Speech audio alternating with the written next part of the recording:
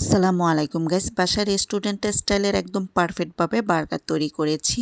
তো ফার্স্টে এখানে আমি বার্গার রুটিটাকে মাঝখান দিয়ে কেটে নিয়েছি।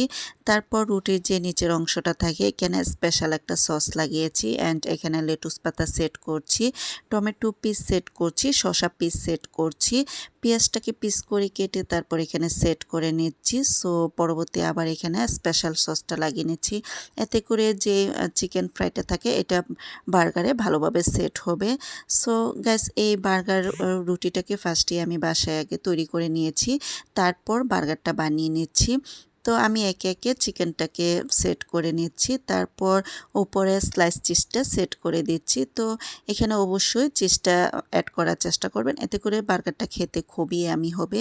সো তারপর আমি বার্গার রুটির যে উপরের পার্টটা থাকে এই পার্টেও আমি সসটা ভালোভাবে লাগিয়ে নিয়েছি, তারপর একে একে সেট করে দিচ্ছি। তবে গাইস, এই সসটা যত বেশি দেওয়া যায় ততই আমার কাছে যেটা মনে হয় বার্গারটা খেতে ইয়ামি হয়। কারণ আমার বাচ্চারা এই স্পেশাল সসটা খুবই পছন্দ করে, যার কারণে আমি একটু বেশি করেই বার্গার ইউজ করে থাকি।